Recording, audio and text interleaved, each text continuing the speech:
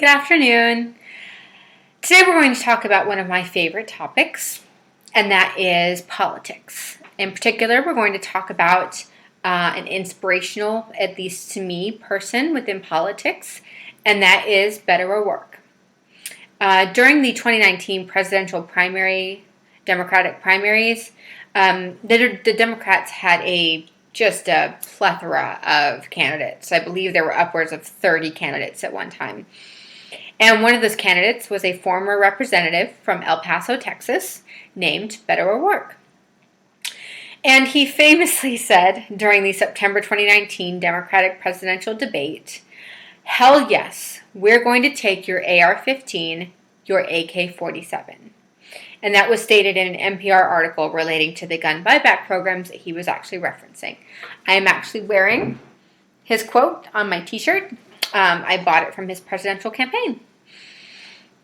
Beto O'Rourke was actually born Robert Francis O'Rourke, and he has had a very startling impact on Texas and their political landscape.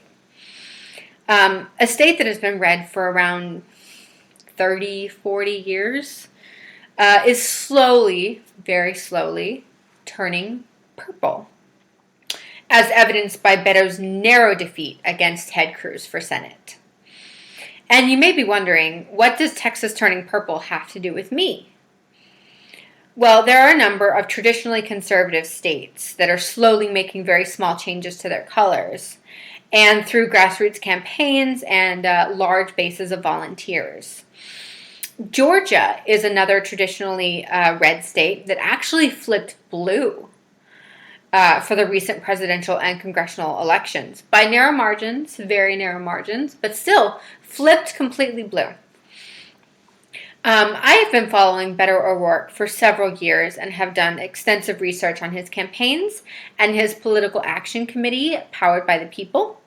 I am also a fellow native Texan, as evidenced by the flag above me.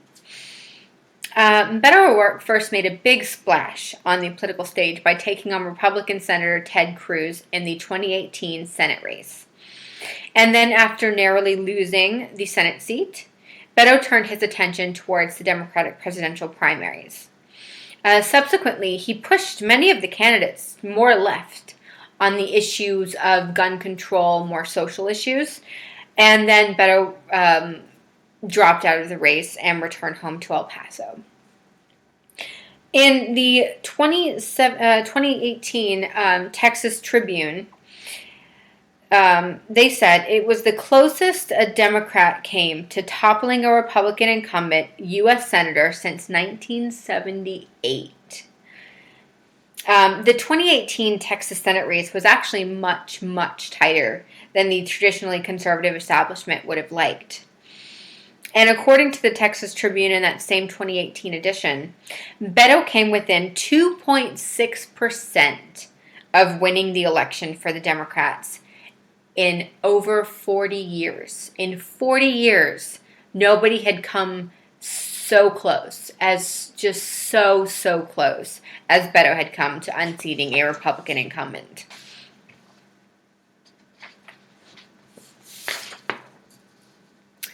And Beto's successful grassroots campaign was fueled by volunteer staff and Beto's relentless drive to reach every Texan he possibly could. His campaign visited 254 counties in Texas.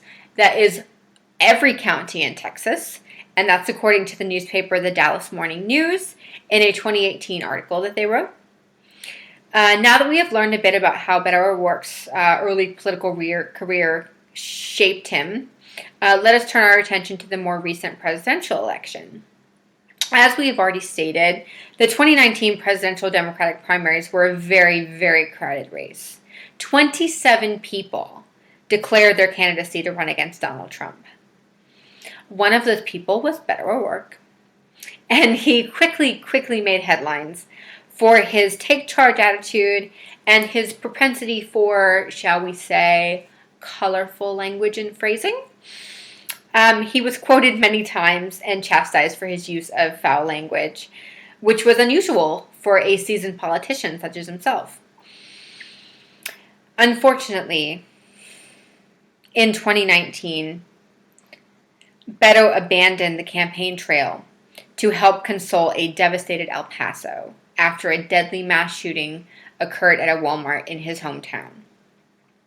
And that's according to the BBC article detailing the event.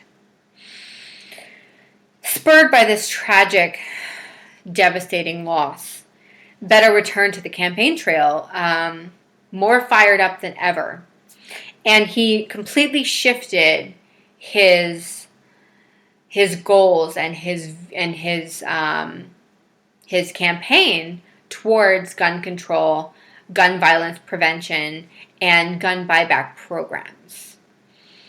He received many accolades from the more progressive members of the party, and he actually pushed all of the rest of the candidates to actually state their actual views on the controversial issue of gun control, gun buybacks, and gun violence.